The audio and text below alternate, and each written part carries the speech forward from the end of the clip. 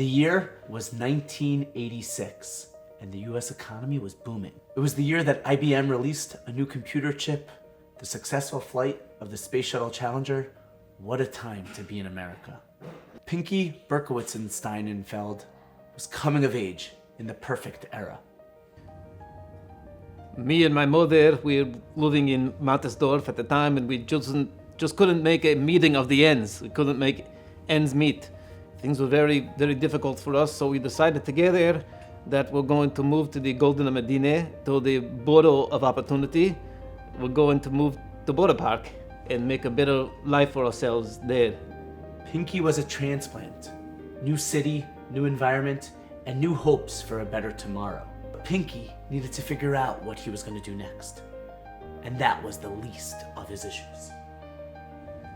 For many years, I was a bocher. I couldn't get married. I couldn't ever understand why, frankly. Excuse me.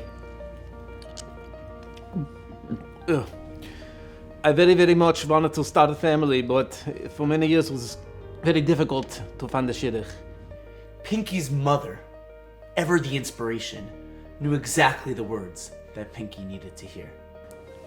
I was so angry, I was so distraught over his life. Every birthday he'd get me one birthday a chocolate bar, one birthday he'd get me a milkshake, one birthday he'd get me something else. All I wanted was einiglich. All the time I'd say to Pinky, I want you should make me grandchildren. I just want you should make me a little baby.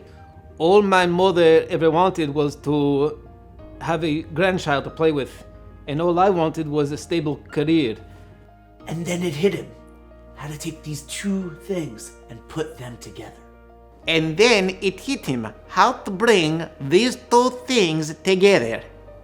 And then it hit me how to bring these two things together.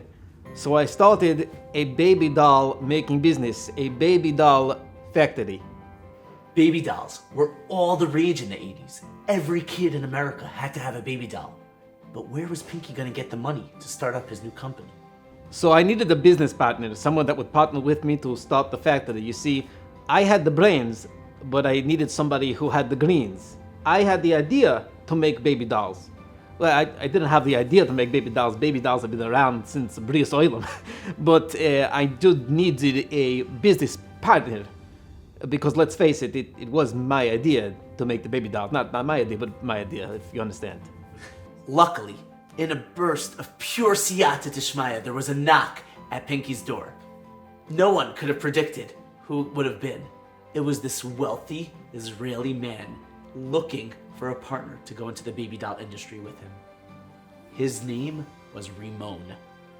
Hello, my name is Rimon Cafe. My friends call me Cafe Rimon. Back at home, this is a very, very humor joke.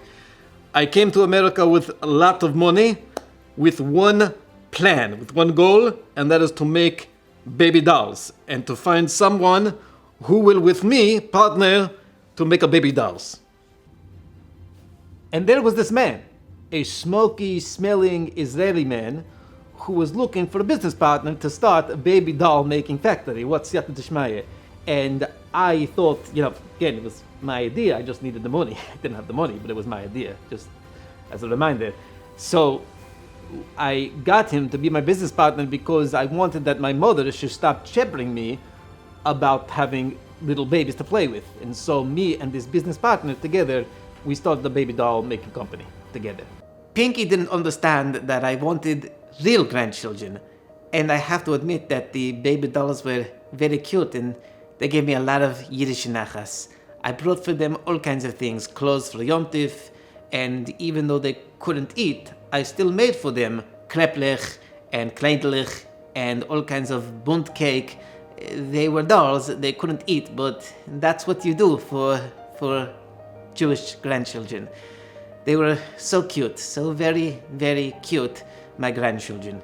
My fake grandchildren.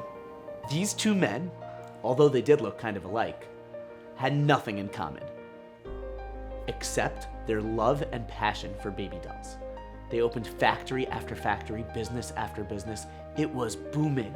They quickly rose to becoming a Fortune 500 company and they were living in the lap of luxury. Private jets, exclusive parties, everything was going perfect. But then, tragedy struck with the invention of the internet. Just what is this main artery of the information superhighway? Every business, no matter how large, no matter how small, will be on the internet in the year 2000. While some businesses adapted and modernized and grew, their industry just fell apart. Ramon abandoned the project, joined his brother in his construction business, and Pinky held on, hoping, dreaming, while he watched his flailing company suffer, wondering if it will ever come back. I didn't really have any other business ideas. This was my one and only idea.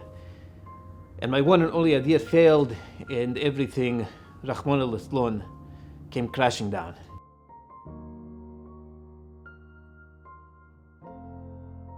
So the factory didn't work out, it's okay, things happen for a reason, we had fun with the factory, but I knew I'd be okay because I had so many different options. I can drive a taxi, I can do a shawarma store, I can become a world famous mentalist and perform at Tzedakah, I can do crypto, a lot of crypto, I can do crypto, I can do all kinds of different things. I have many strengths, and I know that HaKadosh Baruch Hu Yishtabach Shemo, he will have faith in me and he will do what's best for me. Fast forward 20 years later, Pinky had lost everything. Dejected, alone, and still single. There was just no room for baby dolls in this world of iPads and PlayStation. But then, HaKadosh Baruch Hu peeked through the rafters one more time. A yeshiva high school in Woodmere experienced a devastating flood. $4 million expansion product literally washed down the drain. Classrooms were destroyed, students displaced. Everyone was so sad. I just could not understand why this was happening. I do the daf every day. I wake up every morning and try to do the best that I possibly can for my Talmidim. But when I got the phone call about the flood, I turned my eyes to Hashem and I said, why is this happening to my beloved yeshiva? The Menahel wondered why, but Hashem always had the answer, because working on that job for that flood in that high school was none other than Ramon. After many years of no work, no job, I ended up working for my brother. He was doing a construction in a high school in Woodmere, and we were fixing floods, and everything was okay. I went, when I was in that high school, every morning to the back stairwell for a smoke. Yes, that was me. And every day work was very good. And then one time I saw something very strange. The 12th grade was walking around with a baby doll hanging from the neck. Very strange. I knew right away that I had to call my old business partner Pinky, because now we can start up the factory one more time. Ramon was fixing the flood in this modern Orthodox high school. Maybe it was more like a public school, not really sure. But as Ramon was fixing the flood, so in the intervenings, he was also fixing my heart. And because the seniors, the 12th grade, the Buchrim were playing with the baby dolls, business started to boom again, and Baruch Hashem, everything was wonderful. Until, of course, one of the seniors shot his friend with an Orbeez gun in Mrs. Cruz's class, and then everything came crashing down again, and my life is in ruins. So thank you, DRS, for ruining my life. We all have things hanging on our neck. Some of us, it's a baby doll. For others, it's a spatula. And for others, it's actual real problems weighing us down. And sometimes we'll look at HaKadosh Baruch Hu and we'll say, Hashem, why is this happening? Why did my life take the trajectory it did? How did I wind up here? But ultimately, Hashem is always smiling back. He's always running the show. We just have to figure out how to let him in and how to see him.